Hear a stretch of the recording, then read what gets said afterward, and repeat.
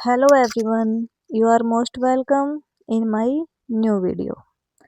आज की वीडियो में बात करेंगे हार और जीत की। अगर हमें सबसे ज़्यादा कोई जीत हासिल करवा सकता है तो वो भी हम खुद हैं, और जो हमें हरा सकता है वो भी हम खुद हैं। हम अपने आप से ना हारे तो हमारी जीत पक्की है, लेकिन अगर हम अपने आप से हार गए, चाहे हमारे स्पोर्ट में कितने भी बंदे क्यों ना खड़े हो, हम कभी जीत ही नहीं सकते।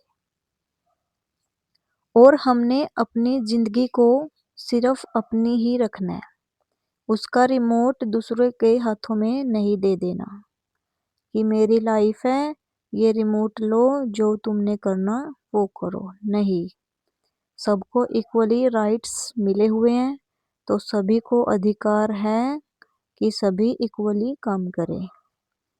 तो इसलिए हमारी जिंदगी के अगर राजा हैं तो वो हम खुद हैं, कोई और नहीं।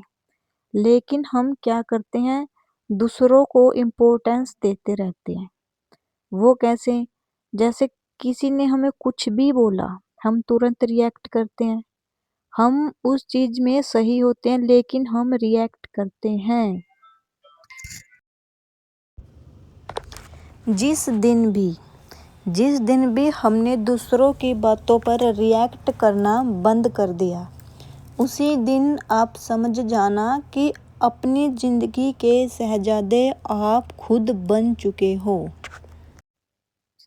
हम उन लोगों की बातों को इम्पोर्टेंस दे रहे होते हैं रिएक्ट कर करके, जिनकी बातों का ना तो कोई मतलब होता है और ना ही उनकी कोई इम्पोर्टेंस होती है। वो भी यही चाह रहे होते हैं कि हम इनको कुछ बोलें और ये रिएक्ट करें। सेम वैसा ही हम करते हैं। वो कुछ बोलते हैं, हम रिएक्ट करते हैं। तो जैसा वो चाह रहे थे वैसा तो हो गया, लेकिन जैसा हम चाह रहे हैं वैसा तो नहीं हुआ। वो हुआ हमारे बिल्कुल अपोजिट, क्योंकि हम चाह ही नहीं रहे थे अपने माइंड को डिस्टर्ब करना, लेकिन दूसरों की बातों की वजह से हमने अपने माइंड को डिस्टर्ब कर लिया है। तो अब यहाँ पर देखिए, हमारी जिंदगी के शहजादे कौन हुए? हम तो नहीं हुए, क्योंकि हम बिना किसी गलती के अपने माइंड को डिस्टर्ब कर रहे हैं। तो यहाँ पर जो मेन पॉइंट है, जो इम्पोर्टेंस दी गई है, वो हमने दे दी दूसरों को। तो जिस तरह से हमने दूसरों को इम्पोर्टेंस दी, अब वो तो हो गए खुश, जैसा उन्हें चाहिए था वैसे का वैसा मिल गया। लेकिन हमारा क्या? हम हुए डिस्टर्ब, जैसा हमें चाहिए था वैसा हमें मिला ही नहीं। अगर आप अपनी जगह बिल्कुल सही हो, गलत भी हो तब भी हमने दूसरे इंसानों को इम्पोर्टेंस नहीं देनी। हमने उनकी बातों को इग्नोर ही करना है, चाहे वो कितनी भी इम्पोर्टेंट बात क्यों ना कर रहे हो। अगर वो बात हमें पसंद नहीं आ रही तो वो हमारे लिए इम्पोर्टेंट नहीं होनी चाहिए, चाहे वो दूसरे के लिए कितनी भी इम्पोर्टेंट क्यों ना हो। हमने सिर्फ उसी बात को एक्सेप्ट करना है जो हमारे काम की हो। जो हमारे काम की ना हो उसको नेग्लेक्ट कर देना है, माइंड से भी और जिंदगी से भी। और उस इंसान को भी नेग्लेक्ट ही कर देना है जो हमेशा नेगेटिव बोलता है और हमें बुरा भला बोलता ही रहता है। वो कभी पॉजिटिव हमारे बारे में अगर होता ही नहीं है, बोलता ही नहीं है, तो ऐसे इंसान को अपनी लाइफ की लिस्ट में रखने का कोई मतलब रह नहीं जाता।